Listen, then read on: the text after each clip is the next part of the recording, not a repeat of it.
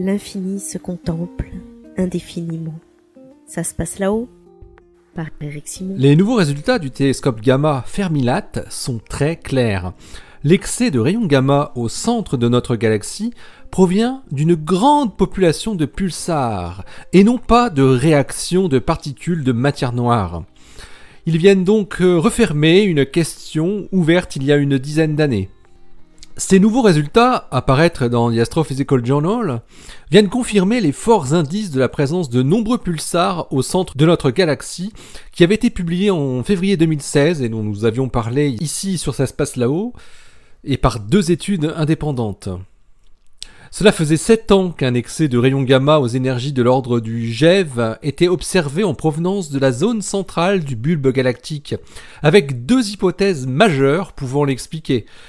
L'annihilation ou la désintégration de particules formant la matière noire, qui devraient justement se trouver en plus grande quantité au centre des galaxies, ou bien la présence de nombreux pulsars non détectables individuellement, dont les champs magnétiques énormes sont à même d'accélérer fortement des électrons et des protons qui produisent des photons gamma par interaction secondaire. Les astrophysiciens de la collaboration Fermi-LAT ont réussi à identifier une véritable population de pulsars dans la région centrale de notre galaxie. Mattia Di Mauro et ses collègues ont analysé les données du télescope Fermi-LAT, Fermi Large Area Telescope, dans cette région de 40 degrés carrés où les émissions gamma sont complexes. Elles peuvent provenir non seulement de sources ponctuelles, mais aussi de sources diffuses lorsque des rayons cosmiques de tout type, des particules chargées, interagissent dans le gaz interstellaire. Les chercheurs trouvent que les sources les plus probables sont bien des pulsars, en considérant que 40% des sources ponctuelles sont des pulsars. Pour en arriver à cette conclusion, Di Mauro et son équipe ont exploité les caractéristiques spectrales de l'émission gamma des pulsars, la forme du spectre, en reprenant la totalité des données enregistrées par le télescope depuis sa mise en orbite en 2008. Ils parviennent à reconstruire une population d'environ 400 pulsars, expliquant complètement l'émission gamma en excès observée. Les pulsars isolés ont une durée de vie active typique de l'ordre de 10 millions d'années, beaucoup plus courte que les étoiles les plus vieilles rencontrées près du centre galactique. D'après les chercheurs de la grande collaboration internationale Fermi-LAT, la population détectée doit donc être constituée de pulsars dans des systèmes binaires, où ils peuvent accaparer de la matière de leur étoile compagne et retrouver de l'énergie de rotation. À partir de la population de pulsars clairement identifiés, les astrophysiciens calculent quel devrait être le nombre total de pulsars, soit dans le disque galactique seul, soit à la fois dans le disque et le bulbe galactique. Le meilleur ajustement qu'ils obtiennent, avec une signifiance statistique de 7 sigma, est une répartition entre environ 3500 pulsars dans le disque et 1300 dans le bulbe.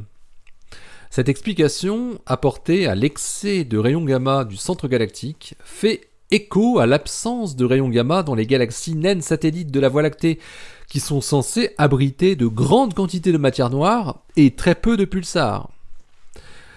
Le modèle théorique de la matière noire froide, constituée de particules massives supersymétriques pouvant s'annihiler entre elles ou se désintégrer, se trouve désormais à nouveau fortement contraint, pour ne pas dire mis à mal par les observations. Il reste néanmoins à confirmer ces observations par des mesures indépendantes, par exemple de signaux pulsés en ondes radio sur quelques-unes des sources ponctuelles identifiées, et la période de pulsation indiquera en outre très clairement l'origine de cette population d'étoiles à neutrons en rotation rapide.